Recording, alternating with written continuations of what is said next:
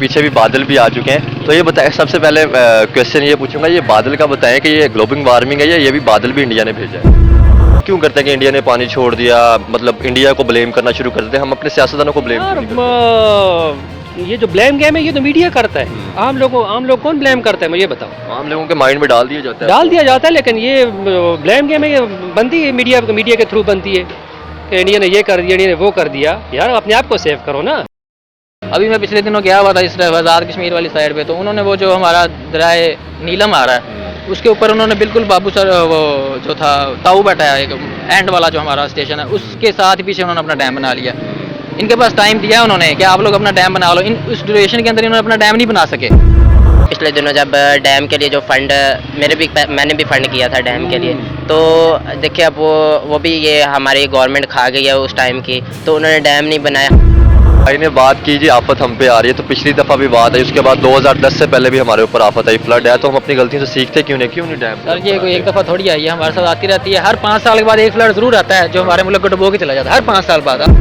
मेरा कहने का क्वेश्चन ही आप समझ रहे, मैं कह रहा हूँ जो इंडिया ने पानी छोड़ा है वो जानबूझ नहीं, उनके पास कैपेसिटी नहीं होगी। ये भी देखिए हो जी, सकता है। ये जो एजुकेटेड लोग हैं वो कब तक हमारी गवर्नमेंट जो है अपनी नाअहलियों पे पर्दा डालेगी? आपको नहीं लगता कि हमें मिलके कोई इंडिया पाकिस्तान को ऐसी स्ट्रेटजी अपनानी चाहिए जिससे हम ये इस मसले से निकल सकते? नहीं, मिल के हम नहीं अपना सकते क्योंकि क्या वजह है मिलके क्यों नहीं कर सकते? देखें मौत तो दोनों मुल्कों के अंदर होती है। मौत तो होती है लेकिन क्लैश इतना ज़्यादा है कि वो क्योंकि एक दो कौमें डिफरेंट है, बेसिकली हिंदू स्टेट है, ये मुस्लिम है, तो ये हिंदू दो मुस्लिम तो इंडिया के अंदर भी। हाँ, जैसे हमजा इरफान आप देख रहे हैं पीपल टीवी। आज के जो हमारा टॉपिक है, हम पाकिस्तानी पब्लिक से ये पूछेंगे जैसे इंडिया के अंदर मानसून की बारिशें हुई हैं और बड़ी तबाही हुई है, इसी तरह पाकिस्तान के अंदर भी मानसून की बारिशें हुई हैं और जैसे लाहौर और बाकी एरिया भी देखिए बहुत तबाही हुई है। तो अभी इंडिया के अंदर सैलाब की सूरत हाल बनी हुई है, तो हम पाकिस्तानी पब्लिक से ये तबाही भी बहुत हुई है और हम पाकिस्तानी पब्लिक से ये पूछेंगे कि अभी पाकिस्तान में भी मानसून बारिशों के बाद सैलाब की सूरत हाल बन गई है, तो हम पाकिस्तानी पब्लिक से ये पूछेंगे कि इंडिया ने जो पानी छोड़ा है क्या उन्होंने उनके पास कैपेसिटी नहीं थी इसे स्टोर करने की, या हमारे पास कैपेसिटी नहीं है इसे स्टोर करने की? पाकिस्तानी इस हवाले से जो भी सोचते हैं हम पूछते हैं पाकिस्तानियों से। अस्सलाम वालेकुम। वालेकुम अस्सलाम। आपका नाम? जवाद। अच्छा जवाद साहब, अभी पाकिस्तान के अंदर भी अगर देखा जाए तो इंडिया के अंदर देखा जाए अनएक्सपेक्टेड बारिशें हुई हैं, मानसून की जो बारिशें हुई हैं, तो आपको क्या लगता है कि इंडिया ने जो पानी छोड़ा है उसके पास कैपेसिटी नहीं थी, या अगर पानी आ गया तो हमारे पास कैपेसिटी नहीं है स्टोर करने की? जैसे इंडिया के अंदर बड़ी तबाही हुई है सैलाब को लेकर। कैपेसिटी तो उनके पास नहीं है, हमारे पास तो है, लेकिन हमारे पास तो उन्होंने कुछ किया नहीं। हमारे जो थे सियासतदान थे या जो हमारे पॉलिटिशियन थे, उन्होंने उनके सेफ्टी के लिए कुछ किए नहीं है। तो उन्होंने तो अपनी मजबूरी उनके तहत, क्योंकि उनकी दिल्ली है उसका जो स्ट्रक्चर बना हुआ है वो ऑलरेडी डूबना ही है, ग्लोबल वार्मिंग की वजह से थ्रेट उनको भी काफ़ी ज़्यादा है। उन्होंने अपनी मजबूरी के तहत पानी को छोड़ना ही छोड़ना। ये पहली बार तो नहीं छोड़ रहा है, पिछली बार भी छोड़ा, उससे पिछली बार भी छोड़ा, उससे पिछली बार भी उन्होंने छोड़ा, क्योंकि मानसून अब अनएक्सपेक्टेड आ रहा है। अब नया स्पेल भी आ रहा है 13 से 23 तक, देखो अब क्या होता है। तो इसमें हमारी नाअहलियाँ नहीं है? बिल्कुल है, बहुत ज़्यादा है। हमें सेव करना चाहिए था पानी, हमें डैम्स बनाने चाहिए थे इस पानी को सेव करने के लिए। वो जगह जगह पे डैम बना रहे हैं, लेकिन अब मसला ये है कि हमारी तरफ से तो कोई इनिशिएटिव नहीं है ना डैम्स बनाने का। तो देखते हैं अब। तो फिर हम ब्लेम क्यों करते हैं कि इंडिया ने पानी छोड़ दिया, मतलब इंडिया को ब्लेम करना शुरू कर देते हैं, हम अपने सियासतदानों को ब्लेम क्यों नहीं करते? ये जो ब्लेम गेम है ये तो मीडिया करता है। आम लोग कौन ब्लेम करता है मुझे बताओ। आम लोगों के माइंड में डाल दिया जाता है। डाल दिया जाता है, लेकिन ये ब्लेम गेम है, ये बनती है मीडिया के थ्रू बनती है कि इंडिया ने ये कर दिया, इंडिया ने वो कर दिया। यार अपने आप को सेव करो ना। हमारे चोलिस्तान के या हमारे ऐसे एरिया पड़े जिनको हमें आबाद करना चाहिए था, वहाँ पे हमारा पानी यूज होता है। बिल्कुल करना चाहिए था, बिल्कुल करना चाहिए। तो अभी के अंदर नहीं, ये तो 75 साल हो गए पाकिस्तान को बने हुए। मेरे ख्याल में अयूब खान ने किसी ज़माने में ये नदी सिस्टम और डैम शैम बनाए थे, उसके बाद तो किसी ने नहीं बनाए। तो हम तो वैसे ही खाई जा रहे हैं पाकिस्तान को, तो ये कोई नई बात तो नहीं है। तो अभी आप इस पे क्या कहना चाहेंगे? अभी जो सूरत हाल है गवर्नमेंट की, अभी आगे फिर आप कह रहे हैं मानसून की बारिशें आ रही हैं, अभी फिर अगर उनके पास कैपेसिटी नहीं है, देखिए उन्होंने पानी तो छोड़ना है, पानी तो एक कुदरती चीज़ है, उसको हम रोक नहीं सकते। और जब यहाँ पे आ जाता है फिर हम कहते हैं जी इंडिया ने पानी छोड़ दिया इंडिया के साथ, हालांकि जैसे कि अगर देखा जाए तो पानी एक कुदरती आफत है जिसको हम कभी रोक नहीं सकते। यार कहने को तो बहुत कुछ है, लेकिन इम्प्लीमेंटेशन कहाँ पे होती है पाकिस्तान में? क्या ये इम्प्लीमेंटेशन या सजेशन हमारे जो इंजीनियर्स होंगे या जो एग्रीकल्चर वाले होंगे या जो लैंड वाले होंगे उन्होंने दी नहीं होंगी कि यार डैम बना दो, डैम बना दो? किसने बनाए हैं अभी तक? इस बारे में तो किसने इनिशिएटिव लिए ही नहीं है अभी तक। तो मेरा नहीं ख्याल कि यार सच कोई हमारे कहने से या आम लोगों के कहने से उन पर कोई फ़र्क पड़ेगा। जैसे कि अगर देखा जाए तो डैम के पैसे भी इकट्ठे करते लेकिन हम बना नहीं पाते उसे। यार वो जो बाबे ने जैसे डैम के पैसे जमा किए थे वो तो था ही कुछ और सीन था, और वो बादशाह दिया मेरे बादशाह के लिए जमा किए थे। वो तो नवाज शरीफ ने भी इनाग्रेशन की थी, मुशर्रफ ने भी की थी, वो उस पर तख्तियाँ लगती रहती हैं। लेकिन मसला ये है कि यार ग्लोबल वार्मिंग एक इंटरनेशनल इशू है, वो इन्वायरमेंटल चेंज है, और पाकिस्तान ऑलरेडी इस मद में पैसे ले रहा है दुनिया से।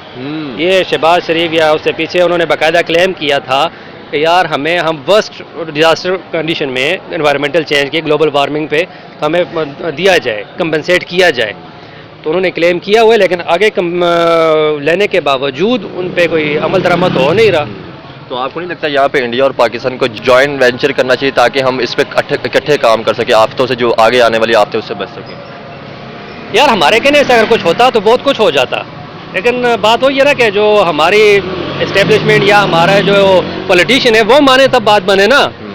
आम लोगों को कहने से या सुनने से कुछ होता तो काफ़ी कुछ पहले हो चुका सिग्नल होता। आते रहते हैं, पिछली दफा जैसे कितनी फ्लड से तबाही हुई है। बिल्कुल था, 2010 का सैलाब था, फिर ये पिछले दिनों ये लास्ट सीजन में स्वात में कितनी तबाही हुई। ये अनएक्सपेक्टेड मानसून था और इस साल भी अनएक्सपेक्टेड है। अच्छा, अब देखें, पानी है, कुदरती आफत है, जब वो आएगा फिर उसने ये नहीं देखना कि हिंदुस्तान या पाकिस्तान, उसने तबाही करनी है। तो हम अपनी गलतियों से सीखते क्यों नहीं है? सीखने का बार बार सीखने की ही बात कर रहे हैं, लेकिन बात वही है ना कि सीखने के लिए कुछ बंदों को आगे दिखाना पड़ता है कि यार लास्ट टाइम हमने ये नुकसान किया था, हमने तो एड लिए, एड के बाद हमने क्या किया, हमने रिलीफ कैंप लगा दिए। उसके बाद क्या किया, जो सैलाब आया था उसको रोकने या उसकी सेवरेज के लिए या उसके जो डैम के लिए हमने कुछ किया, पानी को बचाने के लिए कुछ किया? हमने तो कुछ नहीं किया। हमने रिलीफ कैंप लगाया, लोगों को उठाया, जो बच गए उनको उधर बिठाया 2 महीने, उनको दवाइयाँ दी, खाना खिलाया, जाओ जी आप जानो, आपका काम जाने। ये इंडिया में भी सूरत हाल यही है, और पाकिस्तान में हम दोनों एक ही तरह की लोग हैं। अभी जैसे इंडिया में बड़ी तबाही हुई है, अगर उनके बड़े ऐसे एरिया, अरुणाचल प्रदेश हो गए और बड़े एरिया जो कि डूब चुके हैं, तो आप उनको क्या मैसेज देना चाहेंगे? यार मैसेज यही है कि अपने लोगों के बारे में इंसानियत के सोचो, अपने लोगों के बारे में सोचो। हम भी इंसान हैं, हम भी अपने अपने मुल्क में रहते हैं, अपने लोगों के बारे में ज़रा अपनी वेसिनिटी से हट के इन लोगों के बारे में भी सोचो जो इन साइड एरियाज़ में रहते हैं, क्योंकि लोग हैं, इंसान हैं, उधर भी और इधर भी। पानी तो नहीं देखता कि कौन सा हिंदुस्तानी है और कौन सा पाकिस्तानी है, जैसा कि आपने अभी खुद कहा है। पानी जो आता है फिर लेके चला जाता है। अस्सलाम वालेकुम। वालेकुम सलाम। आपका नाम? अहमद असलम। आपका नाम भाईजान? असद मकसूद। आपका नाम? एहसानुल्लाह। क्या करते हैं जी आप? मैं बेसिकली स्टूडेंट हूँ, अभी रिसेंटली ग्रेजुएट हुआ हूँ फैशन। आप भी स्टूडेंट हैं? जी स्टूडेंट। आप भी स्टूडेंट हैं? हाँ जी। अच्छा, अभी देखें पीछे भी बादल भी आ चुके हैं, तो ये बताएं, सबसे पहले क्वेश्चन ये पूछूंगा, ये बादल का बताएं कि ये ग्लोबल वार्मिंग है या ये भी बादल भी इंडिया ने भेजा है? जैसे कि अभी पानी है तो हम ये ब्लेम करेंगे पानी इंडिया ने भेजा। नहीं, ये ग्लोबल वार्मिंग का सारा इशू है। तो ये पहले ऐसे नहीं होता था कि इतनी इंटेंसिटी के साथ कभी पहले बारिश नहीं हुई जिस तरह से अब हो रही है। जिस तरह से पहले हमारे यहाँ पे बादल आते थे, बारिश होती थी, एक हफ्ता बारिश होती थी। मैं 2000 से भी पहले की बात बता रहा हूँ आप लोगों को, ठीक है। ऐसी बारिशें होती थी, एक पूरा वीक बारिशें चलती रहती थी, लेकिन कभी ऐसे नहीं हुआ कि जिस तरह से अब हमारे निज़ाम के सारा कुछ खुल के बाहर आ जाता है। एक बारिश होती है तो पता लग जाता है कि हमारे मुल्क के हालात क्या हैं, बारिश पानी कहाँ जा रहा है। जो हमारे नाले हैं वो नहीं साफ़ होते, उनके अंदर मसले मसाइल हैं, मतलब कुछ हमारा ज़्यादा कसूर हमारा ही है। हम अब गवर्नमेंट क्या कुछ दे सकती है हमें, अब सारा कुछ तो नहीं ना दे सकती। अच्छा, टॉपिक ये था कि अभी इंडिया के अंदर आपको पता है कि मानसून की बारिशें हुई हैं। अच्छा, ग्लोबल वार्मिंग का भी इशू है। ऐसी बारिशें पहले कभी नहीं हुई थी इतनी इंटेंसिटी के साथ। अब हम कह देते हैं बादल फट गया, वो बादल क्या फट गया, वो क्या हुआ जो पहले तो कभी नहीं हुआ था ये। तो अब इतनी इंटेंसिटी से बारिशें हो जाती हैं, थोड़ी सी देर के अंदर इतनी बारिश हो जाती है कि उसका रन ऑफ इतना जनरेट हो जाता है कि वो कंट्रोल से बाहर हो जाता है, ठीक है। ये ग्लोबल वार्मिंग का ही इशू है, ठीक है। हमने अपनी प्लानिंग को उसके हिसाब से नहीं किया, तो जिसकी वजह से ये सारे मसले मसाइल क्या हमारी आवाम तो अब कुछ, मैंने सुना ये भी सोचा शुरू कर दी, ये आर्टिफिशियल बादल तैयार किए जा रहे हैं? जी हो सकता है ये, अब हम क्या कह सकते हैं, कुछ भी हो सकता है। हमें अपने आप को इतना डेवलप करना चाहिए था कि हम ये समझ सकते कि ये क्या हो रहा है इस दुनिया के अंदर। अच्छा, टॉपिक ये है कि अभी इंडिया के अंदर आपको पता है फ्लड है, बड़ी तबाही हुई है, ठीक है। पाकिस्तान उन्होंने पानी छोड़ा, तो आपको क्या लगता है उनके पास कैपेसिटी नहीं थी? पानी कुदरती आफतों से हम रोक नहीं सकते, ठीक है ना जी। उसके बाद पाकिस्तान में आ गया, क्या हमारे पास कैपेसिटी नहीं थी, हमारी नाअहलियत थी जो फ्लड की सूरत हाल बनती जा रही है? जी, हम आज भी इंडिया को ब्लेम करेंगे कि उन्होंने पानी छोड़ दिया और हमारे अंदर इंडिया को हम ब्लेम क्यों करेंगे? हमारी अपनी नाअहली की वजह से हो रहा है, हमारे हुक्मरानों की वजह से। हमारा जो सिस्टम है, पूरा निज़ाम है ना, ये इसको अपडेट नहीं करेंगे तो ये बैठ जाए। एक घर का निज़ाम है, अगर आप उसको अपडेट नहीं करेंगे तो एक ना एक दिन फ्लॉप हो ही जाना है। ये भी हमारा साथ हमने अपडेट नहीं किया, अपने कामों में लगे रहे हैं, सोए रहे हैं, तो आज ये हमारे सामने नज़र आ रहा सारा कुछ। अब इंडिया को क्यों ब्लेम करें? उन्होंने तो अपना हर चीज़ अपडेट कर लिया। अभी मैं पिछले दिनों गया हुआ था इस तरफ आज़ाद कश्मीर वाली साइड पे, तो उन्होंने वो जो हमारा दरिया नीलम आ रहा है उसके ऊपर उन्होंने बिल्कुल बाबू सर वो जो था ताऊ बैठा है एक एंड वाला जो हमारा स्टेशन है उसके साथ पीछे उन्होंने अपना डैम बना लिया।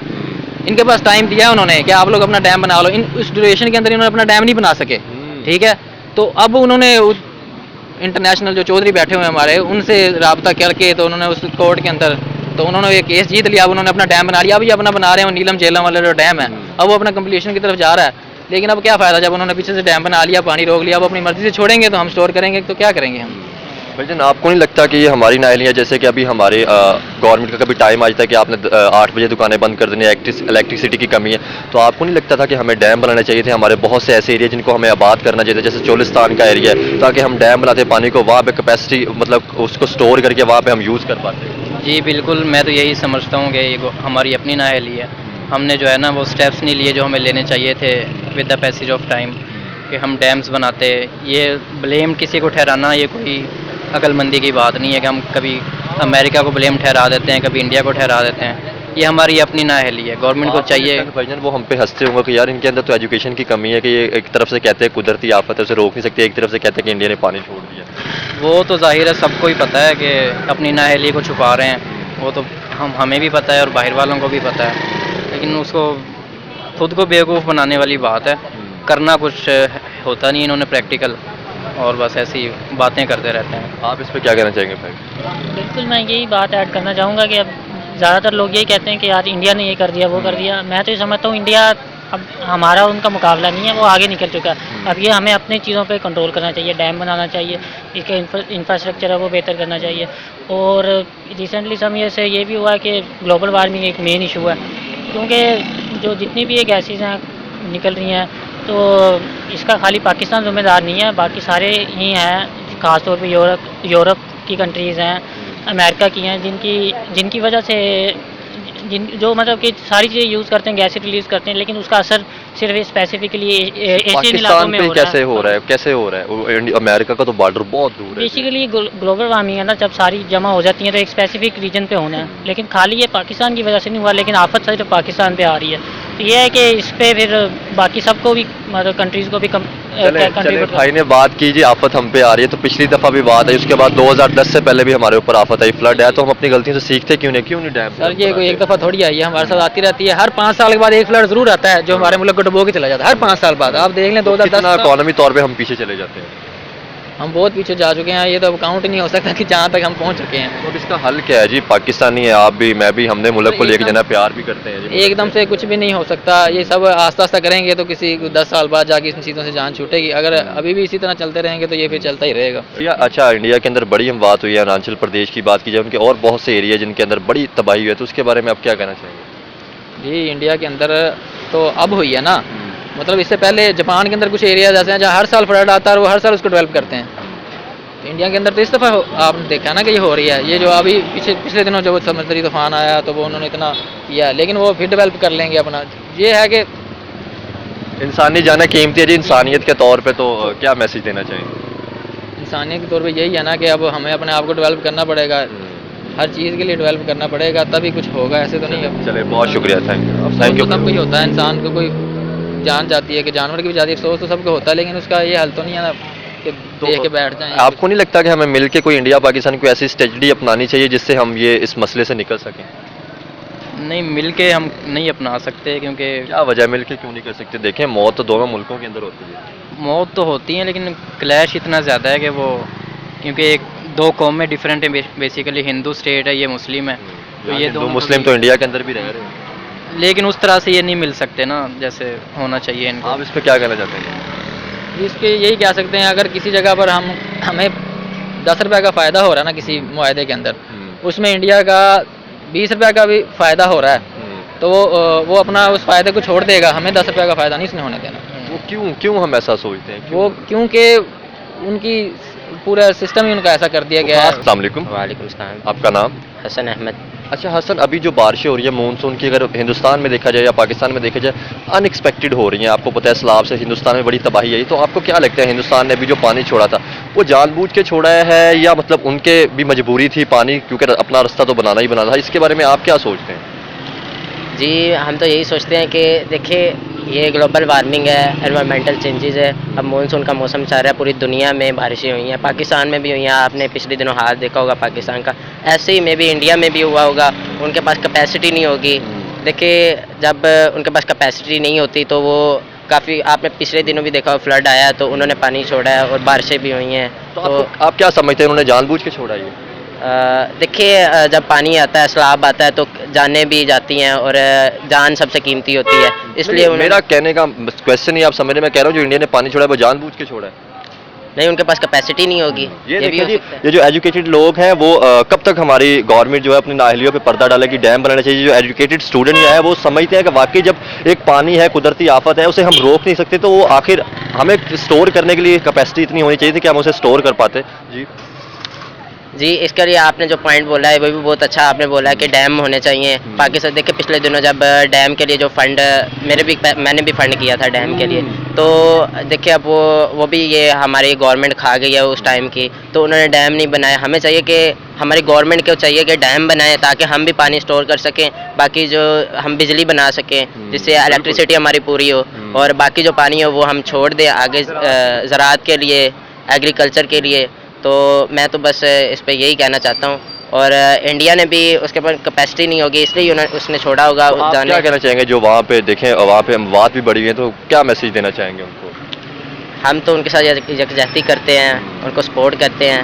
क्योंकि देखें, इंसान है चाहे वो जिधर भी हो, कि इंसानी जान बहुत कीमती होती है, वो जिधर भी हो दुख तो होता है। बिल्कुल जी, दुख बहुत होता है, हमें भी होता है। अब जब आप देखें ना, हमें डैम बनाना चाहिए ताकि उससे हम अपने बहुत से ऐसे एरिया जिनको हम आबाद कर पाते, और बाद में हमारे पास जब इलेक्ट्रिसिटी नहीं होती तब हम अपने दुकानदारों को तंग करते हैं कि आप 8 बजे दुकान बंद करें। तो इसके ऊपर भी आप क्या कहना चाहेंगे? ये जुल्म नहीं है कि जैसे आपने पैसे दिए, वो आपको दुख नहीं है कि मेरे यार पैसे सही जगह पे नहीं लग सके? जी, दुख हमें भी हुआ है। देखिए, अब हुकूमत इलेक्ट्रिसिटी को बचाने के लिए बहुत से इकदामात, कुछ गलत इकदामात भी करी है कि आपने इस टाइम तक आपने दुकान अपनी बंद करनी है और ताकि इलेक्ट्रिसिटी बचाई जाए। लेकिन देखिए ये ना, अगर हम डैम बना दें तो पानी स्टोर हो, उससे हम इलेक्ट्रिसिटी प्रोड्यूस करें, हमारी 24/7 शॉप्स भी खुली रहे और इलेक्ट्रिसिटी प्रोड्यूस भी हो और स्टोर भी हो और बचे भी।